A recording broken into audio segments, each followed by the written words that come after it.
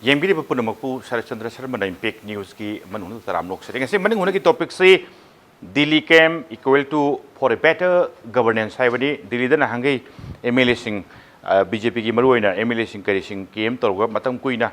Masi Thama, Hendokrabani, Masi came say governance,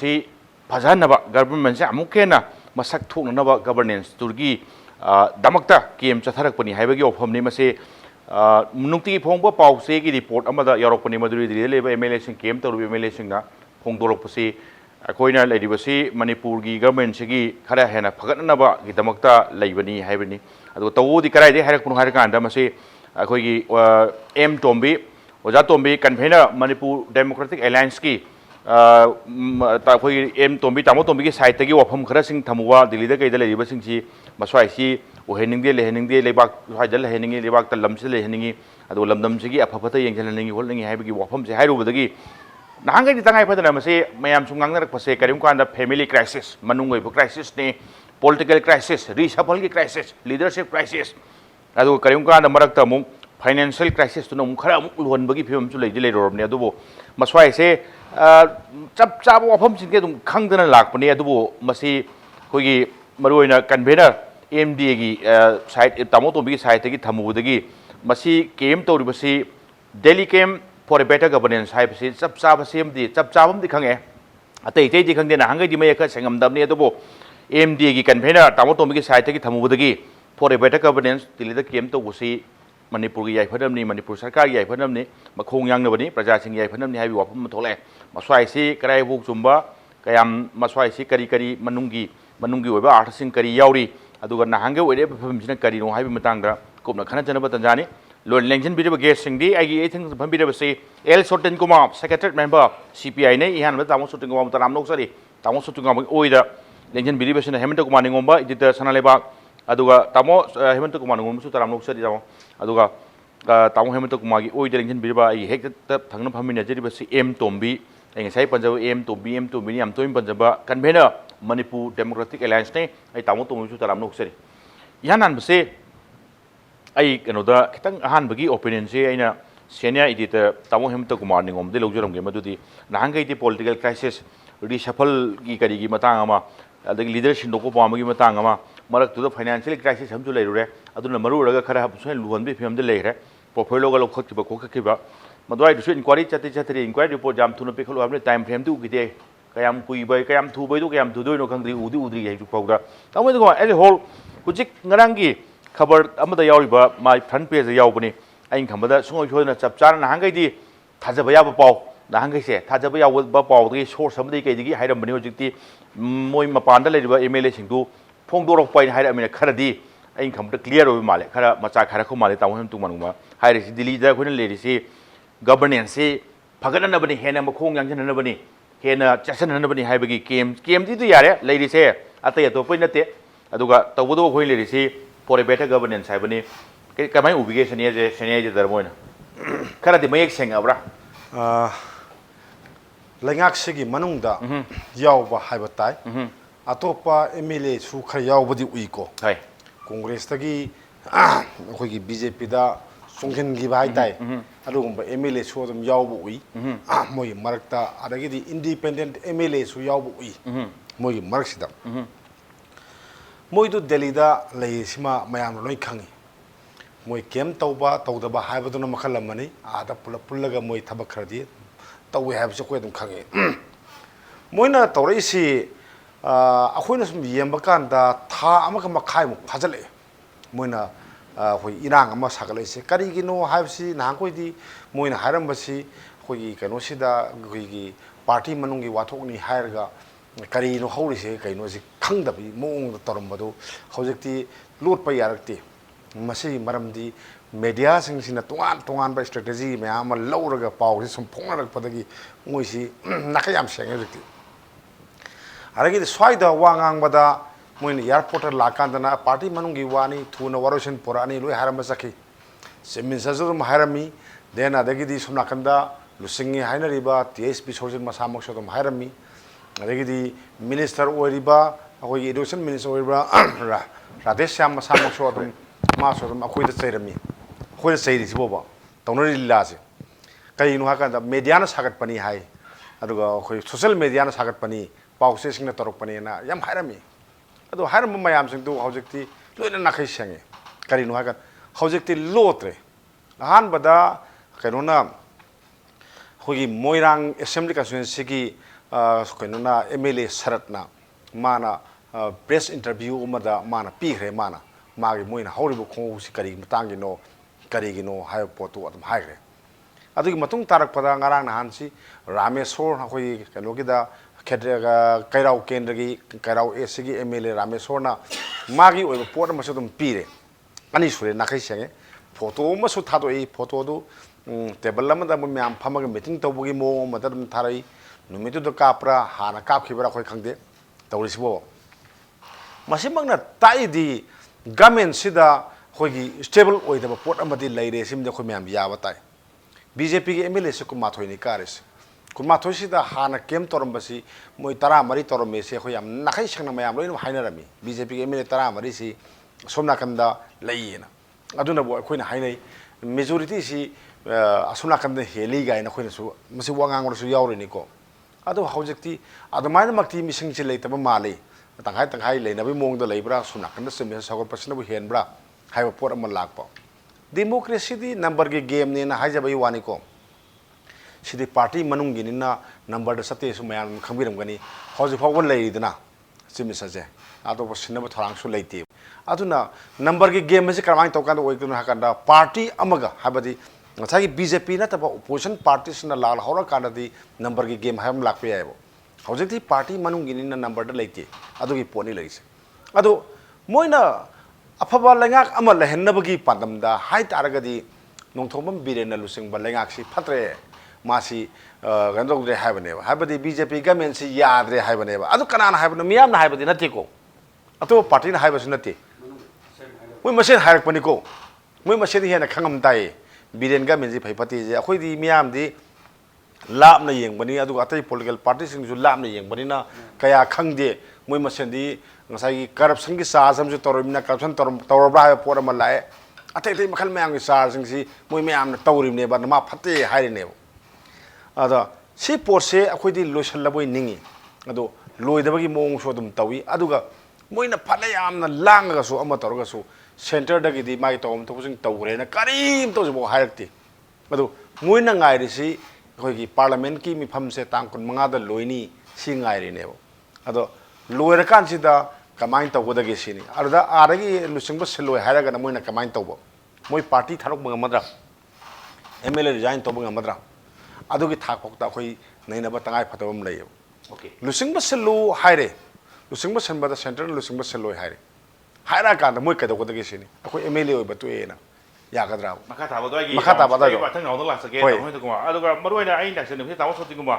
यामसु कुइना politics से तौ लाबनि दुगा चोंथोक चोंजिंगी स्वाइसिसु याम यावबिदना यामना सेंगना नाखै सेंगना CPI ना लेफ्ट ओइना लेबिरकपनि कुमनि येंबिरंगने खने लेइबा डेवलपमेंट सिंगसे मरोइना लाइसे नहांगैदी हुजिक तामोमता गावजु थम्दि थम्बि मनुंगी क्राइसिस नि फैमिली मैटर ने दुदा याम हाइरा मिडी सफल करी करा याम अदु रिसफल सु उबो फंगदे के उबो फंगदे दिसे चेन चौबसु उबो फंगदे तबुदु मयाम चटलिबा लेडी सिंगसे आदा लेडी सिंगसे गवर्नेंस से खरे हेना फनबा हाइबगी वफम लेया ताइदी सब मसिन दा तौरबा सिग्नल से तावसनो कमाय यिंगि नहांगै लेरबा गवर्नेंस तो इफर फतबै मोंगला फत्ती हाइबदी यादबा नत्रा खरे हेना फगलन बा हाइबनिना खरा फगलब मथौ तारिसि करा वाइदनो ताव सुदुगा कमाय उबि अदुगा मरोइना नहांगै सेंगमदबदा तामो टोम्बी कन्वेनर MDA की साइटि वाफम खरा थमुबदगी हुजिकती दिल्लीदगी ngरang चे ई पाव अमगा पाव फोंगा टेलीफोन दा गैदे फोंदोर पोरमदो वाली फोंदोर ए हायम खति क्लियर ओइ माले तामो सुदुगा कमाय उबि मसिगी असेंगबो पिक्चर हम थोलपु सिक्रेट से तामो टोम्बी दे पिथोपो याबजालासिनि याम सेन हायरगदी हुजिक पालिब सरकार सिगी मनुंगदा शक्ति पाइमिनरिबसिंगी मरक्ता अदुइसु मथक्ता हुजिकी सरकार से पॉलिटिकल पार्टी मरी पुनबने बदु मनुद BJP खक्तदगी मरोइने MLA मसिंग यामबा मयामना अखोइगी अखोइगी बिरेनगी लेंगाप ऑनरेबल चीफ मिनिस्टर श्री बिरेनगी लेंगाक से पामद्रे लीडरशिप चेंज तोबिरो हाइबा सि अमेक सेंग हाइजरिबो दिल्ली दगे हाइगिबा अखोइगी से मोइरांगी सरत MLA ने फोंदोखिबा तै फोदो मया बइन तानरे अदुना sigi laiba crisis si yamna sangna chahi ani makhai muki sason sigi manungda hek wasak bahubudagi moi manungda sati ba thorum na ba kaya ma adum chatho du lai sima de koi party na mek sena kha panchayat election ni matam da moi masen am kana kem tawnai group tawnai adu sima thak makan makan kaya gi manungda tawna irang mayam sing wo ya mek se aduga yam sathiri di Sri Biren Sarkar si maru ena magi sahi ani makai sason si manungda mana haigi ba mana pangthok ne haigi ba program policy am panamaksa amata ni thrai mai pakte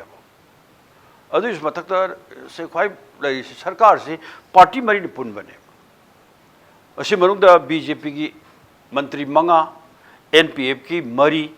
adu NP akhoi gi NPP gi mari NPF ki ama lok jana shakti gi ama adu is matakta Mr. Shyam Kumar Congress adu da khangre try thoine ba si coalition की करी nature ले बगे अब coalition सरकार ने सो high दे policy सो लेते program सो लेते मामा तो पुतों तो बने अब सिद्धि तो जिक्ति मतंग मतंग सोइदर रखना हानिक सरकार की मतलब 10% corruption की वासे जिक्ति 20% हाई ना रही ने अब जो हम साथी बा RBI IRB लोग वाथो पे हम साथी रिम ने अब अदो program में तो माई पागते अब कुंगंग चलू है कांदा नमी चामनी थबक सुबह प्रोग्राम MG नरेगा प्रोग्राम करी माई पाएंगे नमी त्रांगानी चाहिए नमी चामनी मनुंग नमी कुन्नी चामनी मनुंग फूड सिक्योरिटी एक सलाक सारे उसी अंगक पर फाउंड मोई मसेन मर फुगाई न रहे बा प्रसाद दी चींग रुपा हो भी रुपा कुत्रा दर ले रहे बा सुमाइना तोंगान प्रोग्राम सिंसी मयाम के मांग दंग हक लाउथोक लाउसिन तोरकांदा अदुग तौबददी लेंगाक सिगी लन थुम सपंती natural resource mayam sing si lut tawrakanda moi masen sayen gaen dra lotion ge haiba sigi maru oiba thoksina ayamane ba migi election maya korop kandak kano toringai da lupa crore chani ga humbudra mari kaithoka da madu apoi party claim tori madu soidana BJP gi MP kanra bada soi sinarungane se koi bujik so harisin adu so mayam sing si marak saida लन थुम मुनबद पेनरक्तबाइदो पेनरक्तबाइना खरेम लुट तौगे माना खरेम लौरगे अदु तौगे मयाम सिंसी मरक्तनेबा अदु समतक्ता chief minister ओरिबा Shri Biren गी मागी पांगन शक्ति सखत होनबाई से कांग्रेस ओमदे पुसलक मयाम सिंसी मंत्री पिबे वारी दिवावा लाउरे बीजेपी ओन काजब कांबु दुगी दिखना बिद्रे सिदबु करी वारोन रोइदगेबा अदुना लीडरशिप चेंज तौब नतना तो लंबी लेते सिदी हुजी याम एक सेना ख अदुना उखरुल की कैबिनेट मीटिंग द मंत्री तरु याउद्रे मरक की कैबिनेट मंत्री के मीटिंग कया में इथो इथोक लाखरे अदु सुमथक्ता अमुका पोर्टफोलियो लोकथो लोक्सिन अचो मेजर पोर्टफोलियो कया मा पाइमिनरी बसिंग मरक लोकथो लोक्सिन सिबु सुमचथ लेरका द मोइसिबु ताक्सनबि यागद्रा अब हुजिक्ति इसिंग थाव की वारी अदुना अंद अगस्त था स्वाइ बाबु नुंग सिदा असेंबली सी फमनब होना तौदब तारगदी सी मसाना सरकार जी अदुम काई बया बगी अकीबुसु लाक्तोरी ने अब पाक लोसनबे यारो अदुना कोई पार्टी ना हाई करिनो बि मरु ओइन सरकार से लेतबन फरे से करी गिनो लेतब फरे हारी हुजिकी प्रॉब्लम है हमसे मियाम उबेरे दनो इसिंग फंगदे लबुकते इसिंग अमता लेते मधुगी सिंह पीनम थौरांग के पाइकते हार यावाब क्या मायोकनारी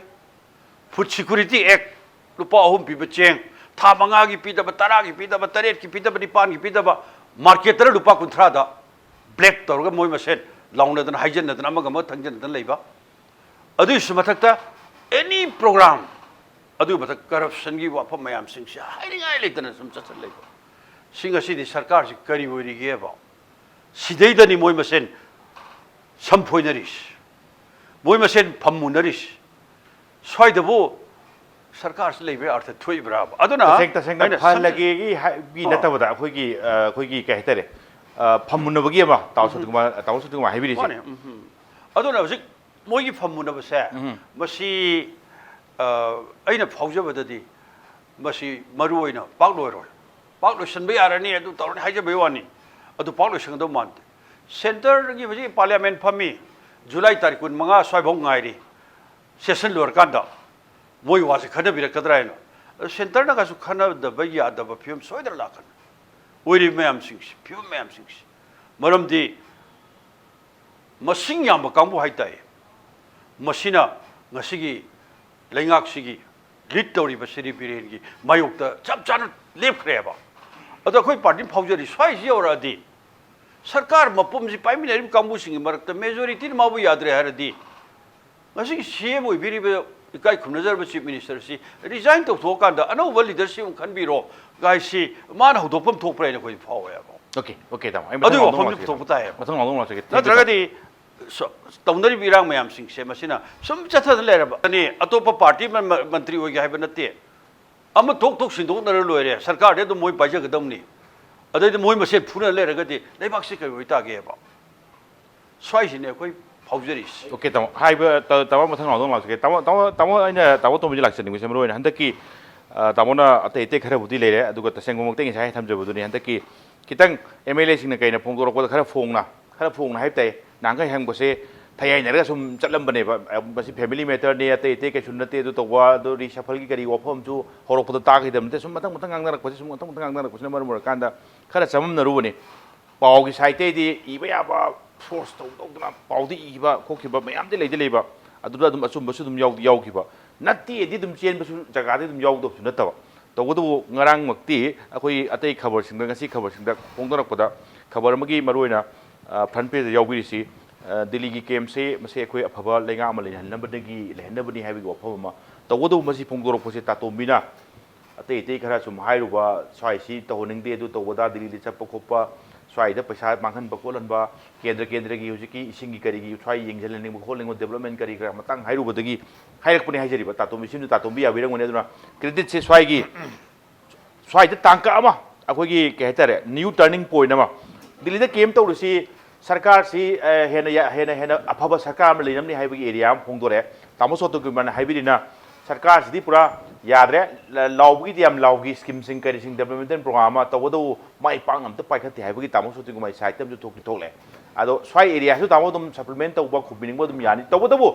दिल्ली रिसेंटली चलुबा बरोन आदा 5 स्टार होटल कइदा लेबगी स्वाइगी केनोसिंग के तामो दिल्ली चपिरुबो लेजाला एमडी की करिगी थबक सिंग करिसिंग दुम तंगान ताजनी आई हाइतगी तामो थमजबने अतोप सप्लीमेंट तौनुम दुम तौबिरो ताम आई खितंग सांगना मतम लौजगे को प्लीज आई इहाल हमदा हुजिक अखोइगी दिल्ली द लेरिबे एमएलए सिंगना मणिपुर की याइ फननबा अफबा म ओइननबगी केम तौबनी हाइरिसिगी स्वाइसिदा हुजिक अखोइगी असेंबली दा अखोइगी 2018 की मणिपुर पीपल्स बिल सी पास तौखरबा अदुगुंबा मणिपुर डेमोक्रेटिक अलायंस नसो इकाई खुनजरबा भारत की प्रेसिडेंट दा मसी एसएनपीबी ओइना तक्सलुबा दिल्ली दा मोइना थाबा मखाइ लेबसिदा सिगुम पोछि अफबा वखल मोइना मोइना संगनर हंगोबो लेरबरा अनि सुबदा दिल्ली दा लेरिबा मखोइना फोटो अमा थारैबसि 5 स्टार होटल नतबगी ओइरगदी सिगी लेरबा स्टैंडर्ड की मोंगसि ओइरोय आइना सेंगोक्चरिसि मोइना हाइरकपुदुनी अनि सुबदा एमएलए मा ओइरगा दिल्ली दा मोइना लैरगा मागी महुत्ता अमा मागी केंद्र थनमी हाइबसि मसी आइगोंददी अंगकपा मोइना फावी मरमदी एमएलए मोइना प्रजाना खल्लिबदुन मपान चक्रकांदा सिग्नेचर अथॉरिटी ओइबा डिप्यूटी एमएलए अमगा लेब्रा माना सिग्नेचर तौरगा थबक पुनमक चटबा याब्रा सिमा अदुगा हुजिक मणिपुर की असुकमना वारबा तंजा सिदा हुजिक ऑनरेबल सीएम बिरेन सी तोन मणिपुर द सीएसओ मयाम ले मेन पेक्सिसु तोन संस्थान सामा हेन पुजल सेमबनी तोन संस्थान CSO मयाम सिंगसिना नोमतंग mic पाइरगा लावबदा Manipur युमथोंग खुटिमुक्तगी me थोगलागा इशूदुदा हौनरुब लेतना थोलकपा CSO मयाम ngasi bogi manungda chimister phatte haiba thengnade aduga chimister gi phaji mai thaba thengnade sahi ngasi dagi sahi trangwa gi mamangda lemba government aduna tawmda thabuk mayam na biren na tawi biren leba miyam na yai adu haiba biren si BJP gi ticket ka bani aduga high command BJP gi high command khalam bani mana oijage na oibasu nate aduda saminari ba National People's Party ki aduga Naga People's Front ki madde MLA pibda mantri pibda tauriba sing do high command sing torma promise gatani BJP ki chief minister ohelaga chief minister horiba biren moi the bargain tor promise to usul leitena lawe masi ain haijai sidi kanogi wani sangom gi sing wani biren ka gatpu wafam karim to swaida leite aduga hujik Delhi da leiriba akhoi ki MLA khara se masina 2 and 4 Delhi da sapa mu tholokpa adam leiba si paisa mayam si hujik Manipur da ching kg ma wan ma phangda sarai hin mayam lei ising phangda lo udo mayam lei lo hulo da mayam lei lo hon si mayam lei lekrak chapa mayam lei ising torban kai da mayam lei adugi mathak tu da hujik Manipur ki leiriba government si bankrupt oidana leiraba pol amane ba sai da government du ki adudai da chief minister adugi party tu da kaba moi MLA kuma thu adugi manungda moi kharana chief minister form na challenge tor ga makhut thangatna ma lokthong na bu da mutta khoi Delhi do hujik leire handok po leite na hairi basi Manipur miyam ki phanana bu Delhi da leire na hairi basi masi sama Manipur Democratic Alliance na condemn tawe masi amon haibi da na amkan ningsing jari aduga loina na hujik leiba government si yam seng na hakanda mamang da government leir masing du da gidi hujik leiba government si Manipur prajana yaba government na aina haining yaba adu masai da aina kanu gi ofam natabada hujik akhoi gi hoine chief minister birin si phatri na haibasi atai atop party na haibu oramo natragana prajana haiwa natragana mana tawri thabuk tu yaning de ni biji mai thadna magi against lawa matam du di pot ma khoi yengse prajana yaktu si mana kari chobi no haibi ai aduga honorable CM da so aina nasigi sigumba akhoi gi discussion siga mari le na jana aina MLA singi awa su khare yengbi ba mapi ma ba ma waina moina kari khanbadagi tawri bano habisi masisu as a chief minister moina ai yenganingi sigi wafam sim okay tawo ai adugi tawo sai thamgiu do tawo ujuki wa hapum sing kai sing ai dum ta jare tawo khwai yam phajaba ujuki na sum ta chagi ba type tai marona swaida khoi gi protest sam kan na sathaki ba aduga Manipur bill ki matang Manipur bill se state assembly pass tawdi tawre dawa aduga ada president SN long na bagi leibani yes MLA sing kari sing yam toina chatpa da kem tawba dwai duma adum yadare tawon hamgiri ba same question do tawbi de hai na swaida chatpati CM su dum yaudi yoi ko da mai sam sam dare kana ada chatpa leiba tholopa amuk chatpa leiba yam yawi jari ba so pha ga sai Manipur bill gi matang da hoi manung gi ba irang gi leinari badu gi damak tadi Delhi toina chale Delhi da toina lere koina lere haibi wari ma aduga Manipur people bill gi matang tadi MLA sing kari sing amta pukhat piram ra haibi si wang jideng phanda chief minister su yawi da bra sini haijina yes masai da akhoi leiriba Manipur Democratic Alliance na Bharat ki honorable prime minister da akhoi president da akhoi masi SNPB na haibu da chief minister ki knowledge yauna akhoi ma di sang ba yadabni na akhoi na sang bagi wani akhoi Democratic Alliance na akhoi na tawri basi akhoi after the discussion ma yauna tawrka da akhoi changi bane ba ado aina haijai na matam du ki minister sing kari sing satana tawri ba sing dugi madugi pot sing du ta sing na madugi pot mai magi leiriba kano sing si official level work le rangoni adu matam sang na moina tham khairom leiba sida Manipur people's bill si ma samana su masi ayaba pithok raba ngaktani madwai du moi tari nipan ma tara ma changsal laga karino kamahin to birage haiba hangbugumba Manipur miyam gi dum lei graba ba Manipur miyam gi afaba tawna ba Delhi da leine leiraga tawni haiba se masi kari karmo waktano kari karmo thabak tano moina Delhi da leiri se Manipur miyam gi kari thabak tawrige kari thabak ta afaba gi dum leiri bano masidi aidi lairaba singda akhoi gi wari ba singsi masi yengmana phagadra aduna thuna hanbiraga lairaba singsi awaba si yengbiu isingi awat bi yengbiu lahon phangdabi awat bi yengbiu mamangda akhoi ising chau toktuna loyam si gi baduna ngasi madugi khudol pot oina ngasi kg dil pa yang khai yaure handak saida karingba khudung thidana 75% low thadabdi mathang dadi kilo dil pa sam yawu yai masi puna maksi akhoi gi chakhumang adong gi chakhumang puna makki chakhumang da thokku doriba polamani masi puna mak akhoi honami na matam oire yaragadi thokpi ro mayam ꯃꯤꯌꯥꯝꯒꯤ ꯑꯋꯥꯕꯁꯤꯗ ꯌꯥꯎꯕꯤꯌꯨ ꯑꯗꯨꯒ BJPꯒꯤ MLA ꯀꯨꯟꯒ ꯃꯥꯊꯣꯏꯁꯤꯒꯤ ꯃꯅꯨꯡꯗ BJP ꯃꯁꯦꯟꯒꯤ ꯑꯗꯨꯒꯤ ꯃꯅꯨꯡꯒꯤ ꯄꯣꯠ ꯑꯗꯨꯅ ꯄ꯭ꯔꯖꯥꯗ ꯋꯥꯅꯅꯕꯗꯤ ꯍꯣꯠꯅꯕꯤꯔꯅꯨ ꯍꯥꯏꯕꯁꯤꯅꯤ ꯑꯩꯈꯣꯏ ꯃꯅꯤꯄꯨꯔ ꯗꯦꯃꯣꯀ꯭ꯔꯦꯇꯤꯛ ꯑꯦꯂꯥꯏꯟꯁꯀꯤ ꯃꯥꯏꯀꯩꯗꯒꯤ ꯊꯝꯖꯅꯤꯡꯕ ꯋꯥꯐꯝꯁꯦ ꯃꯔꯨꯑꯣꯏꯅ MD ꯀꯔꯤ ꯃꯇꯥꯡ ꯑꯗꯨꯒ ꯃꯔꯨꯑꯣꯏꯅ ꯇꯥꯃꯣ ꯍꯥꯏꯐꯦꯠ ꯄꯨꯊꯣꯛꯄꯤꯔꯛꯑꯃꯤꯅ ꯉꯁꯥꯏ ꯑꯦꯁꯦꯟꯇꯤ ꯂꯧꯅꯅꯕ ꯉꯁꯥꯏ ꯀꯨꯏꯟꯗꯤ ꯂꯩꯈ꯭ꯔꯕꯅꯤ ꯑꯗꯨ ꯇꯥꯔ ꯂꯩꯕꯅꯤ ꯅꯤꯡꯁꯤꯡꯕ ꯅꯣꯛ ꯇꯧꯕ ꯑꯃꯗꯤ ꯆꯪꯗꯣꯔꯤꯕꯅꯤ ꯑꯗꯨꯒ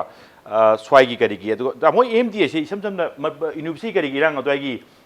ꯁꯦꯝꯈꯤꯕꯒꯤ ꯀꯩꯅꯣꯁꯤꯕꯨ ꯇꯥꯃꯣ ꯄꯣꯂꯤꯇꯤꯀꯦꯜ ꯄꯥꯔꯇꯤ 9 ꯇꯥꯃꯣ BJPꯁꯨ ꯌꯥꯎꯔꯝꯅꯤꯀꯣ ꯇꯥꯃꯣ ꯁꯤꯗ ꯄꯣꯂꯤꯇꯤꯀꯦल ꯄꯥꯔꯇꯤ 12 ꯑꯣꯏꯔꯝꯕꯗꯒꯤ ꯑꯩꯈꯣꯏꯒꯤ ꯀꯩꯅꯣꯁꯤ NIEDPꯁꯤ ꯍꯟꯗꯣꯛꯈ꯭ꯔꯕ ꯃꯇꯨꯡꯗ BJPꯗꯤ ꯍꯧꯖꯤꯛ ꯇꯣꯛꯏ ꯍꯥꯏꯕ ꯅꯠꯇꯦ ꯏꯁꯨꯁꯤꯗ ꯑꯩꯈꯣꯏꯅ ꯌꯥꯎꯔꯗꯤ ꯐꯖꯔꯣꯏ ꯍꯥꯏꯗꯅ ꯑꯩꯈꯣꯏ ꯃꯣꯏ ꯀꯣꯟꯁꯤꯟꯗꯕꯅꯦ ꯑꯣꯀꯦ BJP ꯀꯣꯟꯁꯤꯟꯗꯕꯅꯦ BJP ꯀꯣꯟꯁꯤꯟꯗꯕꯅꯦ ꯑꯗꯨꯒ ꯁꯤꯇꯤꯖꯦꯟꯁꯤꯞ ꯑꯦꯃꯦꯟꯗꯃꯦꯟ ꯕꯤꯜꯁꯨ ꯃꯣꯏꯒꯤ ꯋꯥꯁꯛꯆꯦꯗ ꯌꯥꯎꯈꯤꯕꯅꯤꯅ ꯑꯩꯈꯣꯏꯗꯤ ꯁꯤꯇꯤꯖꯦꯟꯁꯤꯞ ꯑꯦꯃꯦꯟꯗꯃꯦꯟ ꯕꯤꯜꯁꯤ ꯄ꯭ꯔꯖꯥꯅ ꯑꯄꯥꯝꯕꯗꯨ ꯄꯥꯡꯊꯣꯛꯅꯕ ꯂꯦꯞꯄꯤꯕꯅꯤꯅ ꯀꯔꯤꯒꯨꯝꯕ ꯀꯥꯟꯗ ꯃꯗꯨꯒꯤ ꯃꯥꯌꯣꯛꯇ ꯉꯥꯡꯕꯗ BJP ꯌꯥꯎꯔꯗꯤ ꯅꯨꯡꯉꯥꯏꯔꯣꯏ ꯍꯥꯏꯗꯅ ꯑꯩꯈꯣꯏꯅ ꯃꯗꯨꯒꯤ ꯀꯩꯅꯣꯃ ꯑꯩꯈꯣꯏ ꯐꯖꯅ ꯃꯨꯟꯅ ꯈꯟꯅꯔꯀꯥꯟꯗ ꯑꯩꯈꯣꯏ ꯃꯁꯤꯗꯤ ꯇꯧꯗꯕ ꯌꯥꯗꯕ ꯊꯕꯛ ꯉꯥꯛꯇꯅꯤ ꯑꯗꯨꯕꯨ ꯃꯣꯏ ꯃꯇꯦꯡ ꯂꯧꯗꯕꯗꯤ ꯌꯥꯗꯦ ꯍꯥꯏꯕ ꯑꯩꯈꯣꯏꯒꯤ ꯄꯨꯛꯅꯤꯡꯗꯗꯤ ꯑꯃꯗꯤ ꯂꯩꯀꯣ ꯑꯗꯨꯒ ꯅꯣꯔꯠ ꯏꯁꯀꯤ ꯄꯥꯔꯇꯤꯀꯨꯂꯔꯂꯤ ꯃꯅꯤꯄꯨꯔꯒꯤ ꯃꯤꯌꯥꯝꯒꯤ ꯑꯄꯥꯝꯕꯗꯨꯗꯤ ꯑꯩꯈꯣꯏ ꯃꯅꯤꯄꯨꯔ ꯗꯦꯃꯣꯀ꯭ꯔꯦꯇꯤꯛ ꯑꯦꯂꯥꯏꯟꯁꯅ ꯀꯩꯗꯧꯅꯨꯡꯗ ꯅꯥꯊꯩꯗꯅ ꯑꯩꯈꯣꯏ ꯆꯦꯜꯂꯣꯏꯕ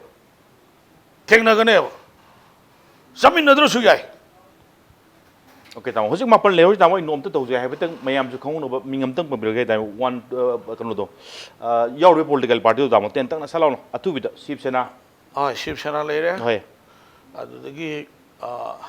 कनो लेरे अखोगी नेशनल पीपल्स पार्टी लेरे NPP अदगी दी नागा पीपल्स फ्रंट लेरे NPF अदगी दी मणिपुर पीपल्स कन्वेंशन लेरे MPC जुमे अदगी दी MNDF लेरे MNDF अदगी MNDF लेरे अदगी PDA लेरे people democratic alliance state recognized party नी होय अदगी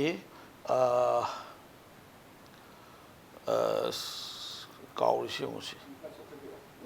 ट्रेन कनोगी खोगी आम आदमी पार्टी अदगी आम आदमी पार्टी अदगी खरा अनि खक्त गाय दाव होरेन ताव तो वाइन लाक्सनिंग बसे हुजि ताव निंगिं ब्राय मथंग नाव दा हाइबि ताव खसु गायदे ताव तो मरो हुजि लाइसि थोलक पसे याम फजबा तांका खिदा हाइतै ताव तामो कनोगी तातोमबि वाफम दा मरो न चटपदि याम चटपा अदुगा याइफन बसे तवबुदि इरांग दि लेरमिना अनि खंबदा टॉपिक तो स्वाइ प्रजा सिंग करि सिंग दि पामदोने से सोन गसुम पामदोने सम सम दाय कान आदा बिल्ड गा लेबदुदि नोक तोबि खोपि तौ तौते अदुगा लेरिबा इबन तामो तोमबिन हाइबि लेरिबा MLA चपिरि सिंदो स्वाइ मतंगदि यावबिदि हाइबि एमसु यावदि यावरि अदु MD सेमबसिना मु कमसाइगी BJP दि यावदि यावदि तामो स्वाइ मतंग कितंग अमतंग आइडिया अमतंग थंबिना मोसे हाय याय अमद लोय कन्फाइन तौर सो हाय रोल ऑफ द MLA से ओके MLA की थौदांग मागी मथौ से करिनो हाइसिमा अखोय अमता हाना नैनबम चुमब्राने खा प्लीज गो हेड आई तेंतकना हाइके आई हाइजगे कैनोनी मोइसे लॉ मेकर अमनी ओके लेबाक से लो सी मोइना सेमबो से लो सी मोइना सेमदोइनी अदुगा मोइदा फाइनेंशियल पावर अमा मोइदा लै फंक्शनिंग अमा लै हाबदि अखोय मणिपुर की मियाम नंगसी कोई चाको थोरांगी लमदा सिनरिनी हाइबा सेनजिंग जे मोइना असेंबली दा आयाबा पीद्रगदि सिनबा याति मोइना आयाबा पीबदि अखोयना चलाइरे से तोलोब सुदुंगाइरे तोलोब नतबा लंबी सेंबगे सुगाइरे मसी MLA सिंगसिना पीबनी देन अतोपा अमना अखोय इलेक्टोरल पावर अमा सुमोइदा पी करिनो हाकांदा लेबाक से कनोसी प्रेसिडेंट से खनबदा मोइना भोट थादरिने याम थिना मतिक मेय सेन गजानिको सिगिसिना अखोइना अमनी अदुगा मासी कनानो हाकांदा मासी असेंबली कॉन्स्टिट्यूएंसी अमगी म्यूट ने अदुना असेंबली कॉन्स्टिट्यूएंसी अमगी म्यूट से म्यूट अमसिना मांगोंदा मागी रेस्पोंसिबिलिटी लेरिसिंदो अतोपा मी अमना मागी दमी अमना सनबा यादि यस सिमा खोय यंगदमनिको हौजिक ngасagi ising isaw naraba khoi isingi ikangi awa mayongnare mayam khangbiram gani khoi labuk ta satlagadi khoi pita gani mayam punamak singse tasengna ko lawmi singbu nungsiraba akhoi gi miyam singbu nungsiraba akhoi kamai tawodage se labuk ta sakkan pita ne ngasigi sengi wathok mayam thoi singse ngasi kai mai taw ngasagi labuk singsina kai sangtaragadi sengi wathok su leiru doine aduna sigi matang sida magi dami singduna kai dogunu sini leiridi MLA siga government सिगा उजित पुलिनि को मोइदि अमतनि को मोइदि party मगिनि ना मो सुचन नरकांदा Moina मियाम न palm ब लौमी सिंग न पाम दु खुदा खुदा को तौबि अब मयाम ले ए आई की थागे तोलो से मकले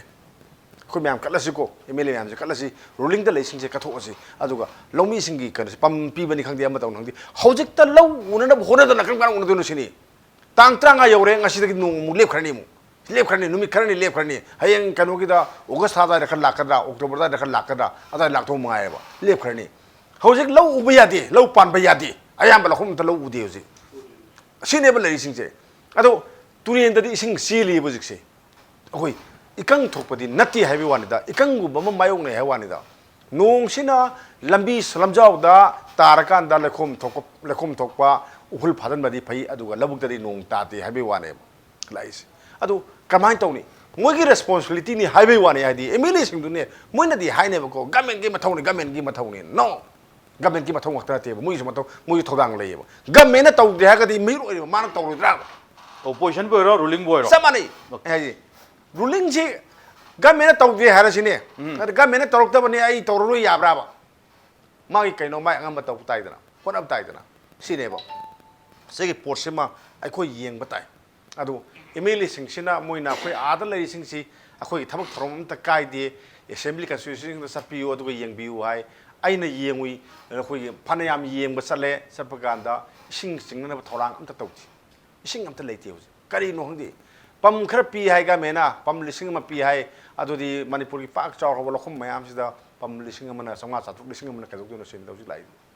ꯈ꯭ꯋꯥꯏꯗꯒꯤ ꯃꯔꯨꯑꯣꯏꯕ ꯄꯣꯠꯇꯨꯗꯤ ꯉꯁꯥꯏꯒꯤ ꯑꯩꯈꯣꯏ ꯂꯧ ꯀꯩꯅꯣꯒꯤꯗ ꯏꯔꯤꯒꯦꯁꯟꯒꯤ ꯀꯩꯅꯣ ꯃꯌꯥꯝ ꯑꯃ ꯂꯩꯔꯤꯕ ꯑꯦꯝ ꯑꯥꯏꯒꯤ ꯂꯩꯔꯤꯕ ꯀꯗꯥꯒꯤ ꯂꯩꯔꯤꯕ ꯃꯌꯥꯝꯁꯤꯡꯗꯣ ꯍꯧꯖꯤꯛ ꯐꯪꯁꯟ ꯑꯝꯇ ꯅꯤꯡꯊꯤꯅ ꯇꯧꯗꯦ ꯍꯧꯖꯤꯛ ꯁꯤꯅꯦꯕ ꯑꯩꯈꯣꯏꯅ ꯌꯥꯝ ꯋꯥꯔꯤꯁꯦ ꯁꯤ ꯃꯣꯏ ꯃꯌꯥꯝꯒꯤ ꯃꯣꯏꯒꯤ ꯂꯩꯉꯥꯛꯇꯨꯅꯦꯕ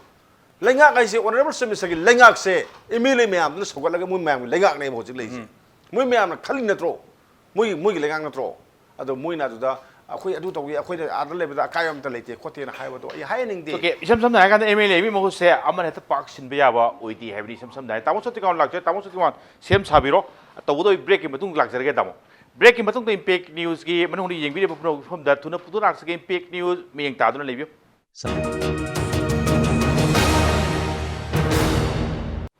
ब्रेक की मतुंग यंग भी ने पुनो पो अमुक ने तरान मोक्सरी तामो ने कुमा खरा सांगांग माले तब तो उड़ानों में चौसो लाके तामो सोती कुमार सु गाय बता खरा वावी तजादुनी तामो सोती कुमार ने बिंगे सीनियर पॉलिटिशियन ने वो ना तामो सोती साइटिंग यांग बिनी पर सिंह करी सिंह थम्बिरो तब तो मणिपुर दा तामो से हाई भी इनांग से पाक लेक फिटो दी मानदे होय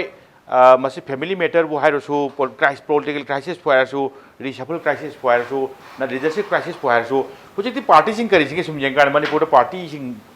पुल लगा सुसेमी बीजेपी का तो सुसेम बुझना थी सब नारे का कांग्रेस के खर्च चंगी याम चाव पॉलिटिकल शिप अमते दुम कोई कहता है टेक्टोनिक पेट जुआर हराम दागी पदरेक अइना तवदु माने दामो पॉलिटिकल शिप अमते याम चाव उबो फंगबिबर दामो ना गसाय हाइबी की मसी पाक फगिरो हाइबी अदवाई एरिया दुनो दामो पाक फगिरदो ओरगाना समटाइम जे खोइना गसम हाइनाबा फतरै दामो स्टेबल ओइद्रदी स्वाइदा कनो चो इनिवेटेड सस्पेंशन का लेरकान पीआर हाइबम मनम हाफेट नंबै वारी निगो दामो कमाइ थम्बिने कमाइ उबगेसन अखोई CPI की मोतदी मरुओइना हुजिकी सरकार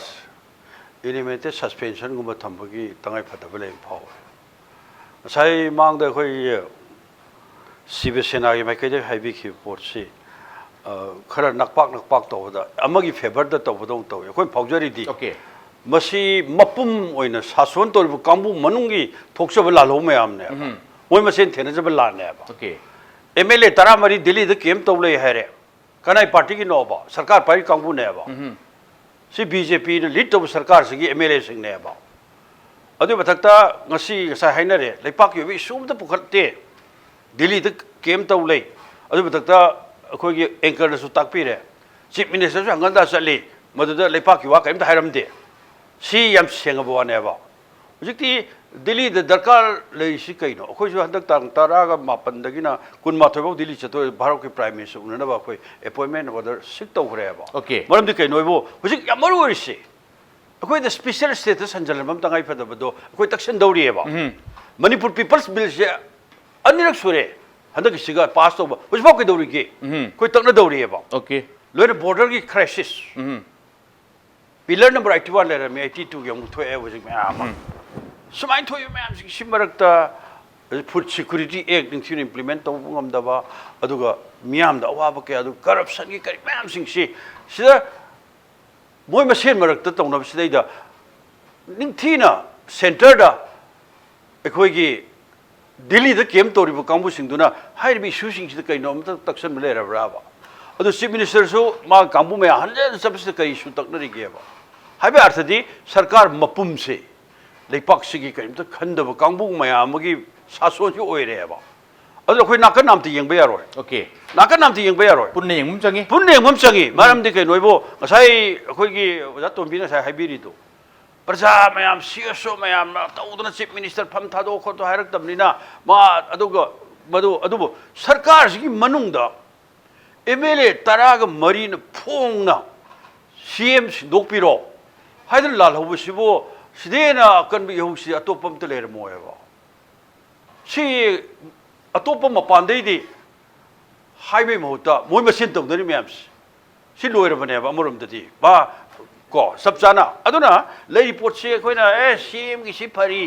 फबै वासिदे हाइनरगुम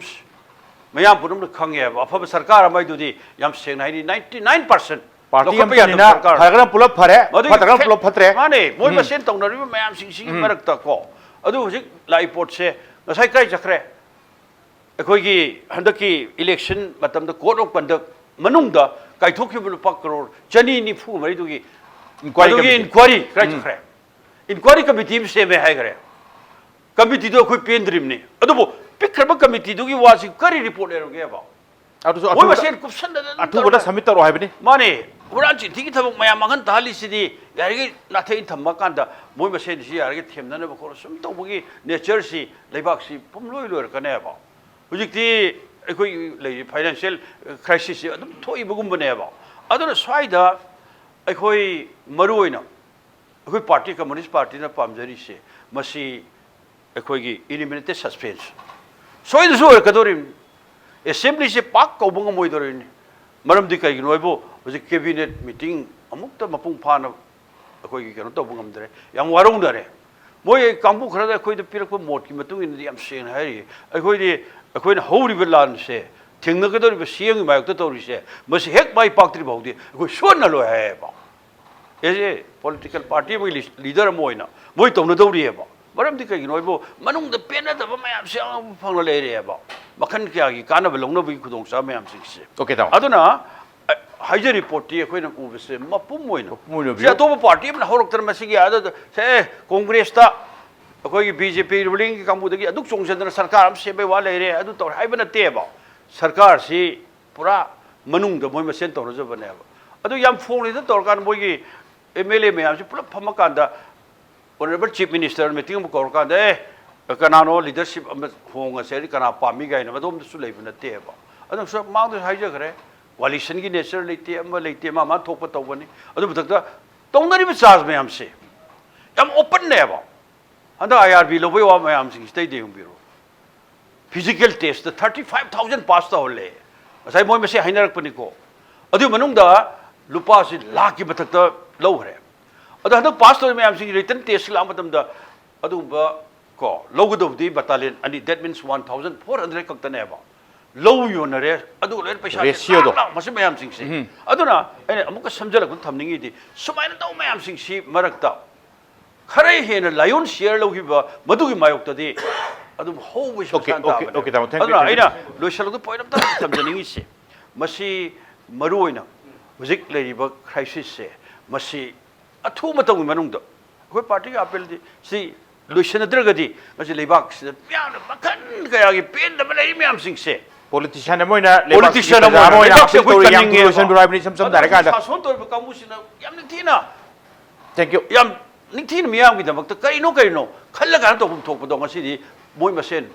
हाना द लेबसे ओके ताऊ थैंक यू ताऊ तो बिंग से हाइबी के तो सेंदोक पुरक ताई हमु हंगजर रोय करा साइ की के से याय प्लीज प्लीज गो एतम प्लीज गो एतम आदमी अमदी एलजेपी और साइ का साइ तो अदु पार्टिकल एलजीपी का आम आदमी पार्टी का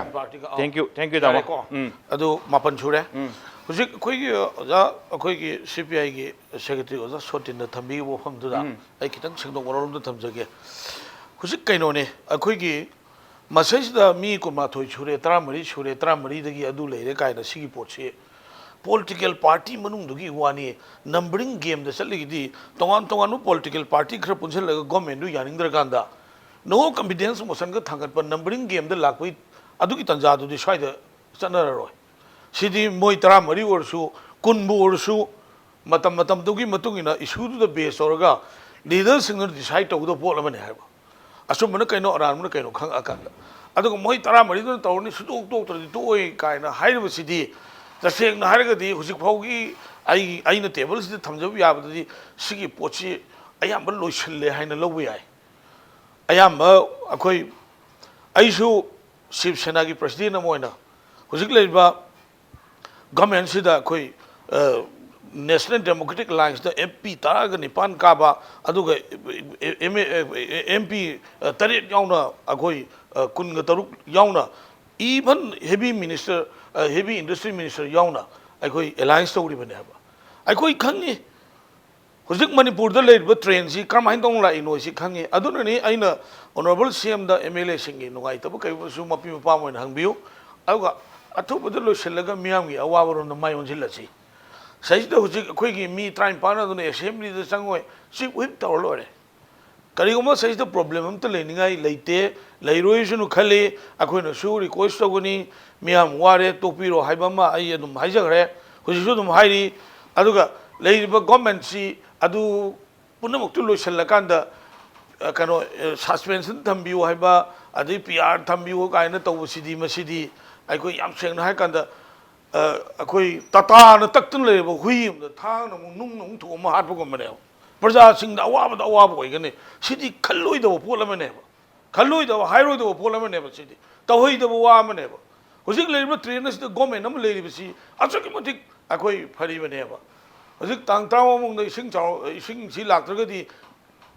ꯗ꯭ꯔꯥꯎꯠ ꯂꯥꯎꯊꯣꯛꯑꯝꯒꯗꯕ ꯂꯩꯕꯅꯤ ꯀꯅꯥꯅ ꯀꯗꯥꯏꯗꯒꯤ ꯑꯋꯥꯕꯁꯤꯡꯁꯤ ꯃꯦꯟꯈꯠꯀꯗꯧꯔꯤꯕꯅꯣ ꯑꯗꯨꯅꯅꯤ ꯗꯤꯜꯂꯤꯗ ꯂꯩꯕꯁꯨ ꯍꯟꯕꯤꯔꯛꯑꯣ ꯑꯗꯨꯒ ꯁꯤꯗ ꯂꯩꯔꯤꯕ ꯆꯤꯐ ꯃꯤꯅꯤꯁꯇꯔꯅꯁꯨ ꯃꯣꯏꯒꯤ ꯑꯋꯥꯕꯁꯨ ꯍꯪꯕꯤꯌꯨ ꯅꯨꯡꯉꯥꯏꯅꯗꯕ ꯄꯨꯝꯅꯃꯛ ꯂꯣꯏꯁꯤꯟꯕꯤꯔꯣ ꯃꯤꯌꯥꯝꯒꯤ ꯑꯋꯥꯕꯔꯣꯝꯗ ꯃꯥꯏ ꯑꯣꯟꯁꯤꯜꯂꯁꯤ ꯇꯧꯔꯤꯕ ꯄꯨꯝꯅꯃꯛꯁꯦ ꯑꯩꯈꯣꯏ ꯀꯩꯅꯣ ꯉꯥꯛꯇꯅꯦꯕ ꯍꯌꯦꯡ ꯉꯔꯥꯡꯗꯤ ꯍꯧꯖꯤꯛꯐꯥꯎ ꯑꯩꯈꯣꯏ ꯍꯤꯡꯉꯤ ꯍꯌꯦꯡ ꯀꯩꯗꯧꯗꯣꯏꯅꯣ ꯍꯥꯏꯕ ꯀꯅꯥꯝ ꯈꯪꯗꯦ ꯖꯄꯥꯟꯒꯤ ꯍꯤꯔꯣꯁꯤꯃꯥꯗ ꯑꯦꯇꯣꯝ ꯕꯣꯝ ꯊꯥꯗꯗꯅ ꯅꯥꯄꯤꯕ ꯍꯧꯗꯕꯗꯣ ꯋꯥꯔꯤ ꯁꯥꯟꯅꯔꯒ ꯂꯣꯏꯁꯤꯟꯗꯕ ꯌꯥꯗꯕ ꯀꯔꯤꯒꯨꯝꯕ ꯑꯃꯠꯇ ꯂꯩꯇꯦ ꯉꯁꯤꯐꯥꯎ ꯃꯅꯨꯡꯗ ꯇꯥꯏꯕꯪꯄꯥꯟꯁꯤꯗ ꯑꯗꯨꯅ ꯌꯥꯔꯒꯗꯤ ꯋꯥꯔꯤ ꯁꯥꯟꯅꯕꯤꯌꯨ ꯂꯣꯏꯁꯤꯟꯅꯕꯤꯌꯨ ꯃꯤꯌꯥꯝꯒꯤ ꯑꯋꯥꯕ ꯈꯪꯕꯤꯌꯨ ꯄꯨꯝꯅꯃꯛꯀꯤ ꯑꯅꯤꯃꯛ ꯃꯥꯏꯀꯩ ꯑꯅꯤꯃꯛ ꯁꯥꯕꯤꯌꯨ ꯍꯥꯏꯕꯅꯤ ꯉꯁꯥꯏꯒꯤ ꯑꯩ ꯃꯥꯏꯀꯩ ꯑꯃꯇꯗ ꯐꯦꯚꯔ ꯇꯧꯖꯕ ꯅꯠꯇꯦ ꯋꯥꯔꯤ ꯁꯥꯟꯅꯕꯤꯔꯣ ꯍꯧꯖꯤꯛꯇꯤ CMꯅꯁꯨ MLAꯁꯤꯡꯒꯤ ꯑꯄꯥꯝꯕ ꯈꯪꯕꯤꯔꯣ MLAꯁꯤꯡꯅꯁꯨ ꯇꯥꯟꯅꯕꯤꯔꯣ ꯂꯣꯏꯁꯤꯟꯕꯤꯔꯣ ꯍꯥꯏꯕꯅꯤ ꯁꯝꯅ ꯍꯥꯏꯔꯒ ꯇꯥꯕ ꯑꯃꯇ ꯂꯣꯏꯁꯤꯜꯂꯛꯄꯁꯦ ꯑꯃꯇ ꯂꯣꯏꯁꯤꯜꯂꯒꯦ ꯑꯃꯇ ꯉꯁꯥꯏ ꯈꯤꯇꯪ ꯆꯤꯊꯍꯧꯕ ꯃꯥꯟꯕ ꯑꯃꯗꯤ ꯌꯥꯎꯔꯤ ꯃꯔꯨꯑꯣꯏꯅ ꯑꯩꯅ ꯊꯝꯖꯅꯤꯡꯕꯁꯦ ꯏꯟꯀ꯭ꯋꯥꯏꯔꯤ ꯀꯃꯤꯇꯤ ꯋꯥꯐꯝꯗꯨꯒꯤ ꯀꯔꯥꯏꯁꯤꯡꯗꯣ ꯔꯤꯄꯣꯔꯠꯇꯤ ꯎꯕꯗꯤ ꯐꯪꯗ꯭ꯔꯤ ꯅꯨꯃꯤꯠ ꯆꯞ ꯆꯥꯅ ꯐ꯭ꯔꯦꯝꯁꯨ ꯇꯧꯈꯤꯗꯕꯅꯤ ꯏꯃꯤꯗꯤꯌꯦꯠꯂꯤ ꯁꯕꯃꯤꯠ ꯇꯧꯍꯟꯅꯤꯡꯕꯒꯤ ꯃꯇꯥꯡ ꯑꯃꯁꯨ ꯌꯥꯎꯔꯤ ꯑꯗꯨꯁꯨ ꯔꯣꯜ ꯈꯔꯗꯤ ꯂꯩꯗꯧ ꯃꯥꯜꯂꯦ ꯇꯥꯃꯣ ꯁꯨꯞꯆꯜꯂꯀꯥꯟꯗ ꯀꯃꯥꯏꯅ ꯊꯝꯕꯤꯅꯤꯡꯉꯤ ꯇꯥꯃꯣ ꯂꯣꯏꯁꯤꯜꯂꯣ ꯑꯩꯈꯣꯏꯒꯤ ꯀꯩꯅꯣꯒꯤ ꯄꯥꯔꯇꯤ ꯃꯅꯨꯡꯗ ꯂꯩꯕ ꯂꯨꯆꯤꯡꯕ ꯃꯌꯥꯝ ꯁꯦꯟꯅꯒꯗꯕ ꯍꯥꯏꯇꯥꯔꯦꯀꯣ ꯑꯗꯨꯒꯨꯝꯕ ꯏꯟꯀ꯭ꯋꯥꯏꯔꯤ ꯑꯃꯅꯤ ꯏꯟꯀ꯭ꯋꯥꯏꯔꯤꯁꯤ ꯑꯩꯈꯣꯏꯒꯤ ꯄꯨꯊꯣꯛꯑꯀꯥꯟꯗ ꯁꯤ ꯃꯔꯥ ꯂꯩ ꯁꯤ ꯃꯔꯥ ꯂꯩꯇꯦ ꯁꯤ ꯒꯃꯦꯟꯁꯤꯅ ꯍꯥꯏꯕ ꯉꯝꯕꯒꯤ ꯄꯣꯠꯁꯤ ꯂꯩꯇꯦ ꯍꯧꯖꯤꯛ ꯐꯥꯎꯕꯗ ꯁꯤꯒꯤ ꯃꯇꯥꯡꯁꯤꯗ ꯄꯨꯊꯣꯛꯄ ꯌꯥꯏ ꯑꯗꯨ ꯍꯥꯏꯕ ꯉꯝꯗꯕꯒꯤ ꯐꯤꯕꯝ ꯑꯃ ꯂꯩꯅꯤ ꯑꯗꯣ ꯃꯁꯤ ꯑꯩꯈꯣꯏꯅ ꯀꯩꯅꯣ ꯇꯧꯔꯒ ꯑꯩꯈꯣꯏꯒꯤ RTIꯒ ꯊꯥꯔꯒ ꯃꯗꯨꯒꯤ ꯄꯣꯠ ꯑꯃ ꯂꯧꯕꯁꯨ ꯂꯩꯇꯦ ꯍꯧꯖꯤꯛ ꯐꯥꯎꯕ ꯃꯃꯥꯡꯗꯁꯨ ꯑꯗꯨꯝ ꯈꯪꯉꯦ ꯑꯩꯈꯣꯏꯅ ꯉꯁꯥꯏꯒꯤ ꯇ꯭ꯔꯥꯐꯤꯛ ꯁꯤꯒꯅꯦꯜ ꯂꯥꯏꯠ ꯃꯌꯥꯝ ꯑꯃ ꯈꯤꯟꯕꯒꯤ ꯁ꯭ꯀꯥꯟꯗꯜ ꯑꯃ ꯊꯣꯛꯈꯤ ꯃꯗꯨꯒꯤ ꯏꯟꯀ꯭ꯋꯥꯏꯔꯤ ꯇꯧꯈꯤ ꯏꯟꯀ꯭ꯋꯥꯏꯔꯤ ꯔꯤꯄꯣꯔꯠꯇꯨ ꯒꯃꯦꯟꯇ ꯄꯤꯔꯛꯈꯤ ꯑꯗꯨ ꯑꯦꯛꯁꯟ ꯑꯝꯇ ꯂꯧꯈꯤꯗꯦ ꯍꯧꯖꯤꯛ ꯐꯥꯎꯕ ꯑꯗꯨꯝ ꯂꯩꯔꯤꯁꯤꯉꯥꯏ ꯀꯅꯥ ꯁꯦꯟꯅꯔꯝꯒꯗꯒꯦꯅ ꯃꯌꯥꯝꯅ ꯍꯥꯏꯅꯕꯒꯤ ꯋꯥꯅꯤ ꯁꯨꯃꯥꯏꯅ ꯑꯁꯤꯒꯨꯝꯕ ꯃꯇꯥꯡꯗ ꯃꯤꯌꯥꯝꯒꯤ ꯃꯔꯜ ꯃꯊꯨꯝ ꯃꯥꯡꯍꯟꯕꯁꯤꯗ ꯅꯥꯈꯩ ꯁꯦꯡꯅ ꯐꯖꯅ ꯒꯃꯦꯟꯁꯤꯅꯕꯀꯣ ꯇꯣꯝꯕꯁꯤ ꯆꯦꯟꯅꯩ ꯆꯥꯎꯕꯁꯤ ꯆꯦꯟꯅꯩ ꯗꯤꯄꯨꯇꯤ CM ꯆꯦꯟꯅꯩ ꯑꯣꯔ ꯅꯠꯇ꯭ꯔꯒꯅ ꯋꯥꯛꯁꯃꯦꯟꯁꯦ ꯆꯦꯟꯅꯩ ꯅꯠꯇ꯭ꯔꯒꯅ ꯑꯩꯁꯨ ꯑꯔꯥꯟꯕ ꯈꯔ ꯌꯥꯎꯔꯨꯔꯦ ꯒꯥꯏꯁꯦ ꯃꯁꯤ ꯐꯖꯅ ꯑꯩꯈꯣꯏꯒꯤ ꯀꯩꯅꯣꯗ ꯑꯩꯈꯣꯏꯒꯤ ꯋꯥꯏꯠ ꯄꯦꯄꯔ ꯑꯃ ꯊꯝꯕꯗꯤ ꯆꯨꯝꯕ꯭ꯔꯥ ꯍꯥꯏꯅ ꯈꯜꯂꯤ ꯃꯗꯨ ꯊꯝꯗꯕꯁꯦ ꯑꯩ ꯅꯨꯡꯉꯥꯏꯇꯦ ꯃꯁꯤꯃ ꯂꯥꯏꯕꯛ ꯊꯤꯕꯅꯦꯅ ꯍꯥꯏꯖꯒꯦ ꯑꯗꯒꯤ ꯉꯁꯥꯏꯒꯤ MLAꯁꯤꯡꯁꯦ ꯉꯁꯥꯏꯒꯤ ꯇꯥꯛꯄꯤꯔꯤꯀꯣ ꯃꯌꯥꯝꯅꯁꯨ ꯑꯗꯣ MLAꯁꯤꯡꯁꯤ ꯌꯥꯝ ꯃꯔꯨꯑꯣꯏꯕ ꯄꯣꯠ ꯑꯃ ꯂꯩ ꯑꯩꯈꯣꯏꯅ ꯍꯥꯏꯔꯤ ꯃꯌꯥꯝ ꯃꯣꯏ ꯉꯔꯥꯡꯒꯤ ꯆꯦꯗꯨꯗ ꯑꯩꯅ ꯅꯨꯡꯉꯥꯏꯇꯕ ꯈꯤꯇꯪ ꯌꯥꯎꯕ ꯋꯥꯅꯤꯀꯣ ꯉꯁꯥꯏ ꯍꯧꯖꯤꯛꯁꯦ ꯑꯦꯁꯦꯝꯕ꯭ꯂꯤ ꯐꯝꯗꯦ ꯀꯥꯏꯅ ꯍꯥꯏꯕ ꯄꯣꯠ ꯑꯃꯁꯨ ꯑꯗꯨꯝ ꯊꯦꯡꯅꯩꯌꯦꯕ ꯆꯦꯁꯤꯗ ꯑꯗ ꯑꯦꯁꯦꯝꯕ꯭ꯂꯤ ꯈꯛꯇ ꯅꯠꯇꯦ MLAꯅ ꯇꯧꯔꯤꯕ ꯊꯕꯛꯁꯦ ꯑꯦꯁꯦꯝꯕ꯭ꯂꯤꯒꯤ ꯋꯥꯡꯃꯗ ꯌꯥꯝ ꯊꯕꯛ ꯂꯩꯒꯖꯥꯠꯅꯤ ꯈꯨꯗꯝ ꯑꯣꯏꯅ ꯍꯥꯏꯔꯕꯗ ꯑꯦꯁꯦꯝꯕ꯭ꯂꯤꯁꯤ ꯐꯝꯗꯕ ꯃꯇꯝꯗ ꯀꯃꯤꯇꯤ ꯃꯌꯥꯝ ꯑꯃ ꯁꯦꯝꯃꯒ ꯂꯩꯌꯦꯕ MLA ꯃꯌꯥꯝꯁꯤꯡꯁꯦ ꯇꯨꯃꯤꯟꯅ ꯂꯩꯍꯟꯗꯦꯕ ꯑꯝꯇ ꯑꯩꯈꯣꯏꯒꯤ ꯑꯦꯁꯨꯔꯦꯟꯁ ꯀꯃꯤꯇꯤ ꯑꯅ ꯑꯃꯈꯛ ꯂꯩꯌꯦ ꯑꯦꯁꯨꯔꯦꯟꯁ ꯀꯃꯤꯇꯤꯁꯤ ꯒꯃꯦꯟꯅ ꯍꯥꯎꯁꯇ ꯊꯝꯕ ꯋꯥꯔꯣꯜ ꯃꯤꯅꯤꯁꯇꯔꯅ ꯄꯤꯈꯤꯕ ꯊꯥꯖꯕꯁꯤꯡꯁꯦ ꯊꯕꯛꯇ ꯑꯣꯟꯊꯣꯛꯄ꯭ꯔꯥ ꯑꯣꯟꯊꯣꯛꯇꯕ꯭ꯔꯥ ꯍꯥꯏꯕꯁꯤ ꯑꯦꯁꯨꯔꯦꯟꯁ ꯀꯃꯤꯇꯤꯁꯤꯅ ꯇꯛꯈꯥꯏꯗꯣꯏꯅꯦꯕ ꯑꯩ ꯈꯨꯗꯝ ꯑꯃꯇꯪ ꯄꯟꯖꯔꯝꯒꯦ ꯉꯁꯥꯏꯒꯤ ꯆꯦꯡꯒꯤ ꯃꯇꯥꯡꯗ ꯑꯣꯅꯔꯦꯕꯜ MLA ꯔꯟꯖꯤꯠꯅ ꯍꯥꯎꯁꯇ ꯌꯥꯝ ꯐꯖꯕ ꯃꯣꯁꯟ ꯑꯃꯈꯛ ꯄꯨꯈꯠꯂꯛꯈꯤ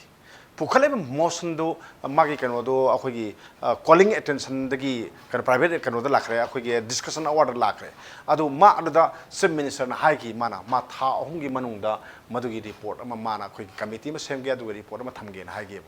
अदु कमिटी दु सेमब्रा अदुगी रिपोर्ट तो हाउस ता लाखदोनि को यंग अदु रिपोर्ट लेरब्रा लेतब्रा हाय पोर्ट अमा लाका कनाना यंग दुना कंदा होजगी एश्योरेंस कमिटी से यंग दुने एश्योरेंस कमिटी से कनाना कमाई तौरे हागदी Samuel Jendai Kamaisi. Samuel Jendai Kamaisi na mana chairman oil. Ma kai le yuji, ma Delhi the Yauri, Delhi the lay. Adagidi, assembly hand and I go from the share. Aduga, Hosiki, experience committee na house key da, Hayam Potomatamda, Nasiputo, Hanakadiko, Kamai or get how we report to Puhak and the Kadurigi, quite Karikum Durigibo. Simis Karikum Durigibo, we the Hagadon say. Aduga, experience committee, meet in the Sabani. Said the Yauri, Dr. Radhesham Yumnam Yauri, Nahapam Indrajit Yauri, Sisoko Nan, Poto Delhi, the Uigo. Maruba Mui Teretsiki Manunda, Ohum this Yaman Yawn meeting with him Kawadaba, Masaki Yaman Yawn, other lay Hakanda, Tabaxika Mine Togun Port Malaya. Singapore say, Nasi Pamdasu, Hayam Pamdas Hachi Pambadi, Aturgasu, Singapore Kakatuna, Kogi, Ming Sangadi, Mayamgi, Ministers in the Piri, but Hazabasing say, Tazabadu, Tony Brato, Tauto Prahaba, the Koyi and the Banel. Then Atopa committee, Amasu Yauri said up. Masiki committee is now Kainoni. Akogi, said the Yauri committee is in a Kainoni, Akogi, estimate committee in a high. Sina, Sisu, Soibum, Subasandra, Honorable MLA, Sina. Manas Yamen Oi. Aduga, Sida Toxum, Higi, Ganoni, BJP, and Mui and Yauri. Adu Yamen Oriba, Subasan Rasu are Delhi the labor. We nine Potosum Yawi Waniko. Yauri sing the assembly Manung, the Pamim Natabada, Tawada Mayama, the highway Wanida, Tawgaraga the Yam, we are lay by assemblies.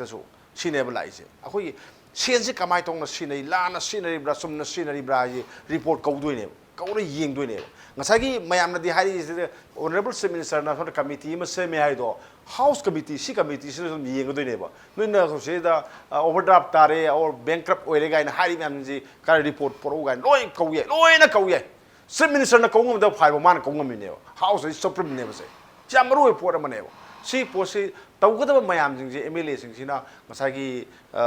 paint the Makane later, Kanuda, Mugi, Madam Tatuoga. Muy tuan, but line of a saki, but no IT heavy one is a coin of Pambadi, still labiro, Lerga Mugi, no idea about the Nuida, Muna but the Muna Bukan Gaidi, quick and Hajaroi, Yae, Bodum, although she like a Mugi Tabak to you, Sine, Emilia Mugi to Tabaxing door, at the Munita we have money, with the dicker what pride in the Calais, at the top you heavy one.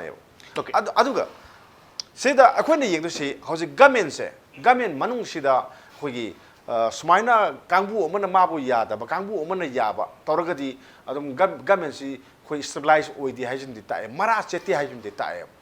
Although, Honorable Minister now, my Gamen say, Sape and High Tarab, Mara Sele and High Taragadi, Minister Risafal Tobung with them. Minister Risafal Tobung Namdri say, Karigino Havada, Mara Chetabama lay and Tine. Mana who's saying a series of Toraba, Marase let them hire, oh, Manangam Grace, and Tardagi, my Warus in the Pirk and a Manangama, I do never. As a minister is a policy, I know how could I was say, Hana labor time to the half of them, Late, time to have Manzida, Lotos into the Manga, Loto Manga, how to any how to enable it. Siki Poset Tobungam than a man was old ladies, my garments in Marachete, Tiny, Marachetri, Irangu, Irangu, Tauso to Gumadu, Tamo Hemanta, Tamo, Tombi, and see pig, you should like people who shall get on it. Taunga, medium tongue, get out. Hemantan Tamis. My young one. Yamdra, but which he with the assemblies. Young Kairak Pop, sitting young Kai. Young Kayum do Bolivum 12. She tried to pump the base, Masika Haragadi. Maruina, Prazamiam, assembly for me, hey. Have some jumbo. Can you say that? Miam the current SPM delay, assembly Manung the no Hainakani, Adupokalakani, the Tokani Kolakani guys. Other Sigasiam toy in the driver. The Matata, Mara sit up Sarkaram de Rakanda. Nasi Lingaxi official Miam, Kari Usilam do you know. Okay, now, correct, Tanam, no missing piri, Aduna, Masinchon of Homani, Assembly Pambai, opposition rulingi, Nanga Dosha Prajagi, Ado I do Masak presenting heavy, Tamos of Nikoma, Mukana, Hemantakumar तामो Tombi ngasi impact news tu lakpiba adu ngasi ge ngasi manung nasi mapung phan bugi dam ten losel lakuti kai khunu jer guest o mapu amukan tagat chari ngasi ge damak ta impact news ki manung na matang je losel jana tanja yarole adu bulam dam che tholi ba thodo ato kya ge marik chom report ke damak impact news me yang ta adu ne bi